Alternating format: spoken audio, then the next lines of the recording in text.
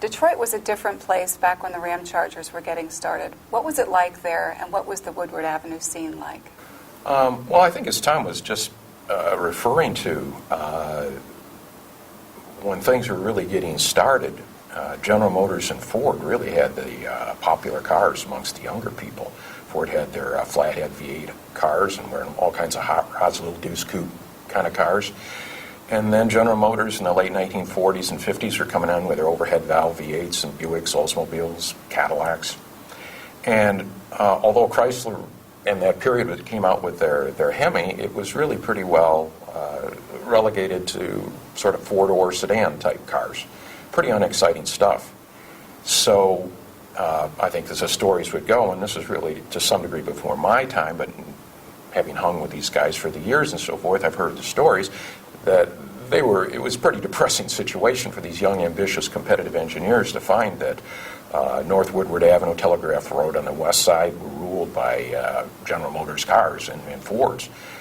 And because that really wasn't the Chrysler, I think, that they had expected to find. They didn't really kind of always had the idea that it'd be this dynamic, engineering-driven company, which it had a reputation for being, but was so far behind the curve in terms of post-World War II youth expectations for affordable performance. And as a result, there just wasn't much of a presence there, and that really left the door open, I think, for them to look around on the cutting room floor at engineering and see still the potential there and begin to think amongst themselves what they might be able to accomplish and do to respond, to being so far behind. As far as Woodward Avenue goes, I think it's sort of like that was the era of happy days. That kind of program was born, the drive-ins. It was, I believe, the first paved road in the United States, linking Detroit and Pontiac about 30 miles to the north, 4 lanes north, 4 lanes south. The northern part of which in the evenings was pretty quiet. It was bisected practically every mile by a stoplight. And then with these drive-ins with girls on roller skates and guys sitting in their cars, kind of talking smack with each other, and this road at the foot of the driveway of the drive-in. What the old saying, I think, is that the first drag race occurred after the second car was sold. And that kind of set the table for that scene up there, which eventually did morph over in the Detroit area into more organized drag racing when Detroit Dragway opened in 1959. But until that time, that was really sort of the cradle for those kinds of activities to develop. Tom? Well, as he described, that was the scene. But as we got into the factory participation in racing, especially drag racing, we really got to know all the participants from the other auto companies. We got to know the Ford guys, we got to know the Chevy engineers, and it got to be that there was a lot of coming back and forth, and sometimes you couldn't wait till the weekend to demonstrate something. And so there was a lot of cars on Woodward Avenue with manufacturers' tags that would participate in some performance activities. And we always knew when the other guys were going to be there. It was well-kept secret, not a well-kept secret, and it was exciting times. Nobody ended up in jail that I know of, but there were some pretty deserted parts of the expressways, too, that were used for midnight competitions. Yeah, it wasn't drag racing, it was merely comparing performance. Yes, performance testing. Dave, who were the local drag racing legends of the time? Well, in the competition cars, you'd have to say people like Connie Coletta, I think. Seto Pestonian was an early pioneer in dragsters in the Detroit area. There were people like Maynard Rupp, the Logie brothers, Walt Knock, and an Altered. I think in the superstock type cars, which the Ramchargers initially became more involved with, perhaps the real pioneer in the entire nation would have been the people at Royal Pontiac, we could say, who had Ace Wilson had a dealer up on North Woodward. And they, in I believe 1959, actually designated 2 cars to begin touring the Midwest, an automatic transmission Pontiac and a manual transmission Pontiac, and they'd go around with the automatic towing, flat towing the manual, and put on exhibition runs at different drag strips. And they were good. They won ended up winning the Superstock Eliminator at the 1959 Nationals, which were held at Detroit Dragway. And a lot of other people very quickly picked up on it. Interestingly, at the 59 Nationals, the Superstock type cars, NHRA kind of looked down their nose at them, didn't really think they were real cars because they had doors, real race cars because they had doors. And so fenders. And fenders, that's right. So they asked them to eliminate at night, and they had lights there. But the interesting thing happened was that they discovered that the crowds actually at times were larger in the evening to watch the Superstocks run than they were during the day to watch the competition cars run. So there was a kind of a growing awareness at that period of this new type of vehicle and its popularity. I think General Motors and Ford did a far better job of discerning the potential for that before Chrysler did.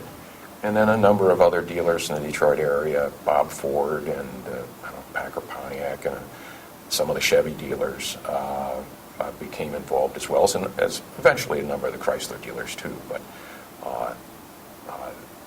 that's kind of how it began to grow. What was it like driving that first funny car? Was it hard to handle, and was it loud when you were driving it? Well, neither Dave nor I were drivers, so we can only tell you that things graduated. Our drivers, we started off in basically high-performance stock cars, and as we progressed and as the sport progressed, we ended up in funny cars. Well, because they had progressed through the various stages of performance, the funny car was not quite that big a hurdle, but it was a major step in performance. There's no doubt about it. Cars were very noisy. The fuel was exotic. It was pretty exciting, and the wear and tear on the car, the engines, they weren't good for more than a weekend, and you had to build a new one. So things changed a lot, and they were very noisy. And I think our 67 car was probably the hardest to drive. Well, no, it was a 66 car. But by 67, we learned how to make a car that drove pretty well, so it wasn't so hard to drive. Yeah. Although I wouldn't have wanted to drive. Yeah, I think that's right. I think what the drivers have said is that because of the way they had progressed through the other vehicles, the other cars, with increases in performance every year, they were able to have enough skill to handle cars when they did come along. Though interestingly, a number of drivers at that time who ran in kind of comparable performance cars at times would try to switch over and had a lot of difficulty actually with them. Our 65 car did crash. As Tom was just saying, our 66 car probably almost crashed 24 times or more. And I think one other thing did really happen with the funny cars too, that from a difficulty standpoint, was once the cars began to exceed 150 and 160 miles per hour, aerodynamics began to really weigh in. And there just wasn't a lot of good understanding at the time of how to manage that kind of thing, and much less take advantage of it. And as a result at that time, cars actually began to fly near the finish line. And there were a number of serious injuries and fatalities amongst drivers. And I know whenever one of our drivers would come back and make a comment about something the car was doing or they weren't uncomfortable with, we always took it very, very seriously because they were putting their lives on the line every time with those cars.